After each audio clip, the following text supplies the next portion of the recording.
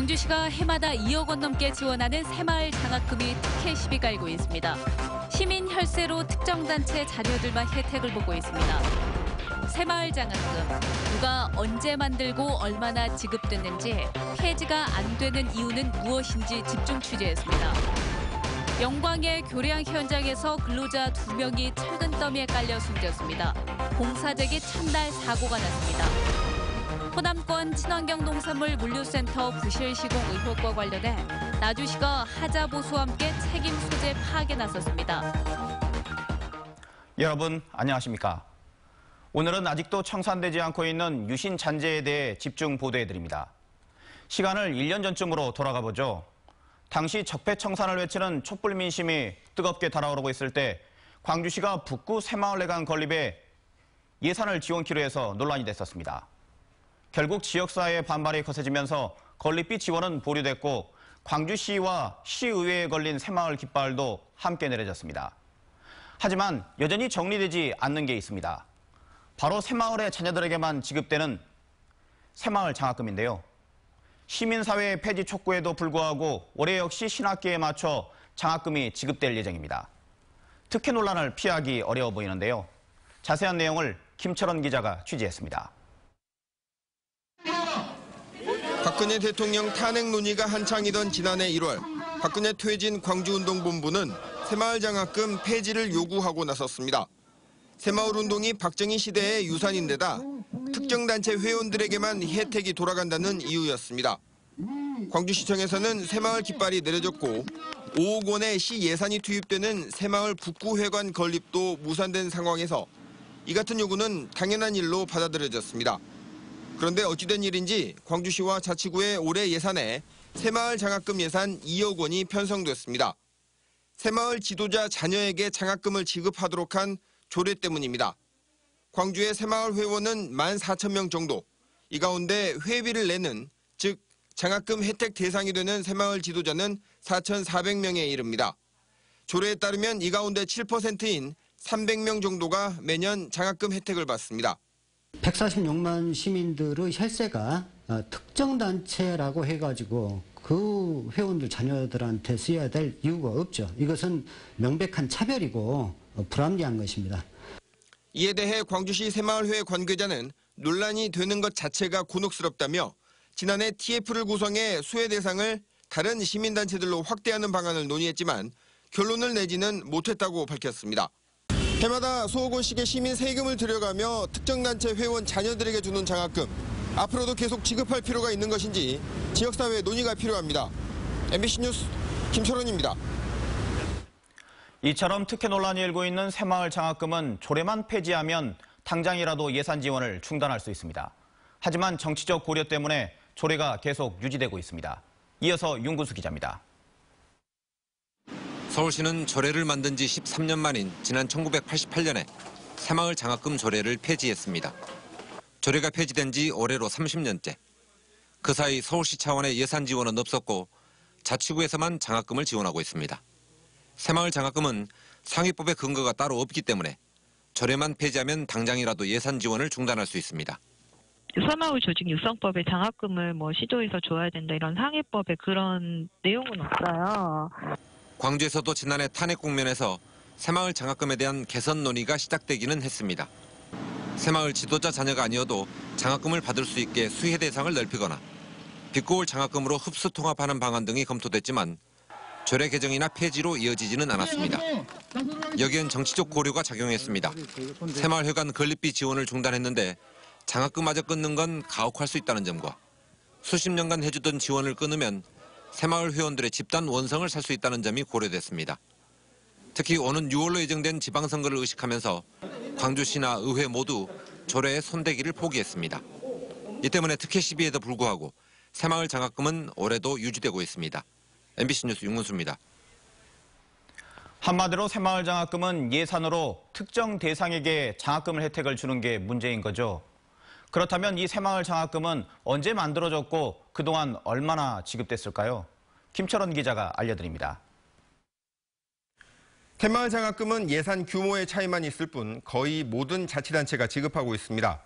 지난해 광주는 예산 2억 1,600만 원을 썼고요. 서울의 자치구들은 8억 6천만 원, 부산은 5억 2천만 원을 썼습니다.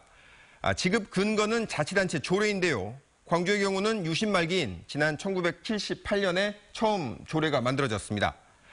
다른 자치단체들도 비슷한 시기에 조례가 만들어진 점으로 볼 때 박정희 정권 차원의 지침이 있었을 것으로 추정되는데 행정안전부는 너무 오래된 일이라 확인되지 않는다고 밝혔습니다.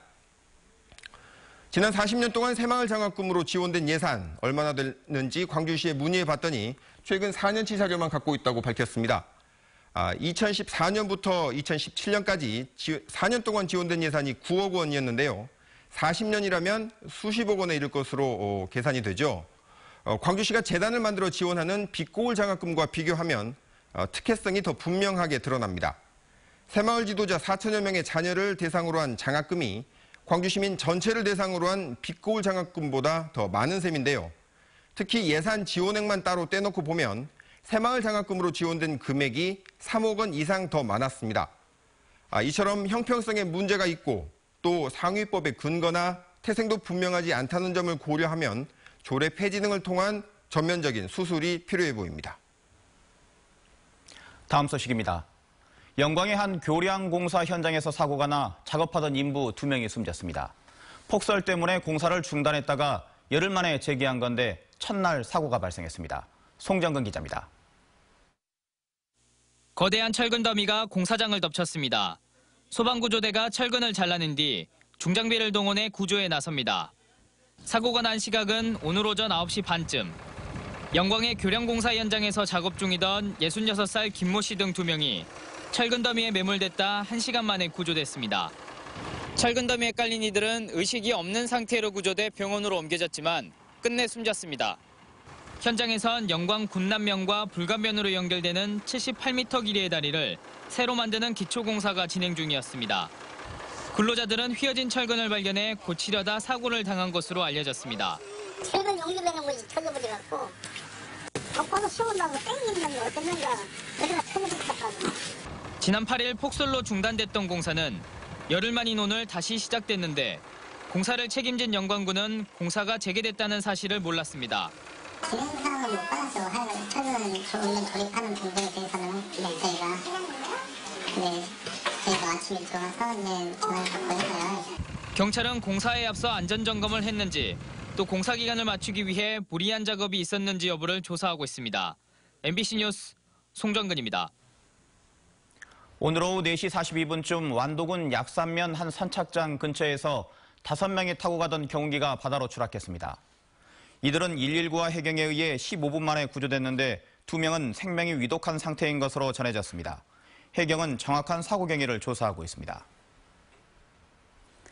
일명 제2프로젝트에서 솔라시도 사업으로 이름이 바뀐 서남해안 관광레저도시 개발 사업. 15년째 개발이 보류된 채 답보 상태에 있습니다. 그런데 최근 문재인 대통령이 신년사에서 전국 몇 곳에 스마트시티를 건설하겠다고 밝혔죠. 그 최적지가 솔라시도 사업지라는 평가를 받고 있어 기대가 커지고 있습니다. 한신구 기자입니다. 지난 2003년 전남을 획기적으로 발전시키겠다며 추진된 서남해안 관광 레저도시 개발 사업. 일명 제2프로젝트로 불린 이 사업은 그러나 투자기업 유치난과 간척지 소유권 논란 등으로 15년째 답보 상태에 그치고 있습니다. 그 사이 이름도 솔라시도 사업으로 바뀌는 우여곡절을 겪었는데 최근 문재인 대통령의 스마트시티 조성계획 발표로 새로운 동력을 얻고 있습니다. 2,000개의 스마트 공장도 새로 보급됩니다. 스마트시티의 새로운 모델도 몇 군데 조성할 계획입니다. 스마트시티는 4차 산업혁명의 신기술이 구현돼서 교통과 에너지, 안전, 복지 등 다양한 분야의 스마트 솔루션이 한데 모인 미래형 도시 모델입니다. 특히 솔라시도 사업지는 싸고 넓은 토지, 풍부한 일조량과 자연환경에다 백지 위에 스마트 기술을 마음껏 그릴 수 있는 최적의 조건을 갖춘 곳이라는 평가를 받고 있습니다. 세태도시 문제들이 많기 때문에 세태도시들 간은 그 지역 간으로 서로 간 인프라를 공유할 수 있는 것들을 4차 산업혁명 기술로 추진하는 게 어떨까라는. 전라남도는 당초 계획된 골프장을 대폭 줄이고 100메가와트급 태양광 발전소와 자율주행 자동차 시험단지 등 4차 산업혁명 시대에 맞는 개발 계획으로 변경을 추진하고 있습니다. 15년 동안 제자리만 맴돈 개발 사업지가 은퇴 도시를 넘어서 젊은 층과 노년층이 조화를 이루고 새로운 성장 동력을 갖춘 미래 도시로서 국토 균형 발전의 모델이 될지 주목되고 있습니다. MBC 뉴스 한신구입니다. 이낙연 국무총리가 광주 군공항 이전 등 지역 현안과 관련해서 좀 더 열린 마음이 필요하다고 말했습니다. 이 총리는 취임 후 처음으로 광주 전남 언론인들과 합동 인터뷰를 가진 자리에서 광주 전남 최대 현안인 광주 군공항 이전과 무안공항 활성화에 대해 주민과 자치단체의 의사가 가장 중요하다며 이같이 밝혔습니다. 아시아 문화전당 활성화에 대해서는 콘텐츠 보완과 전당장 선임을 위한 지역 여론 조정 등 원론적인 답변에 그쳤습니다. 300억 원이 넘는 예산이 투입된 농산물 물류센터 건물이 준공 석 달 만에 천장누수로 빗물이 샌다는 보도와 관련해서 나주시가 긴급대책회의를 열었습니다.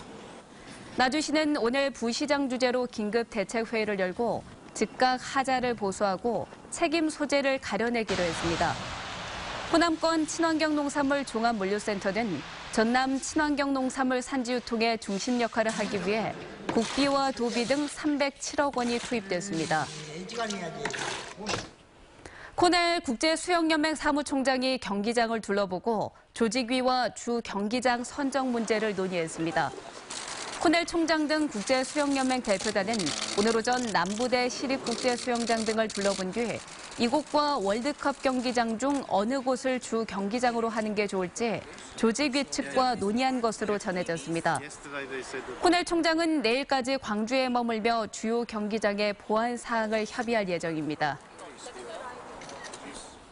광주지방법원은 관급공사 수주를 대가로 건설사로부터 돈을 받은 혐의로 기소된 광주시 전 정책자문관 김모 씨에 대한 항소심에서 원심과 같이 징역 3년에 추징금 6억 6천만 원을 선고했습니다.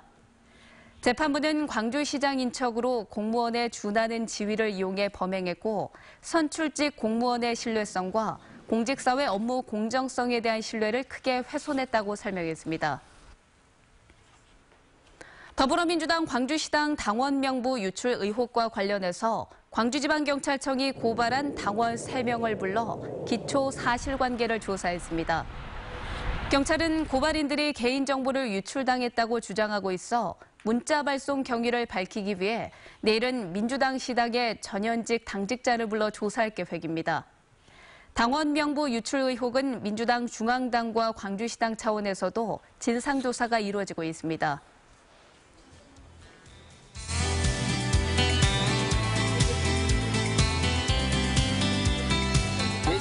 4시 39분. 이것도 하나 있고 여전히가 하셔야 돼요. 다른 다 내분이세요. 입석으로 가능하세요? 입석으로 주세요. 2월 17일 송정역에서 오후 6시 40분 용산 올라가시는 거예요.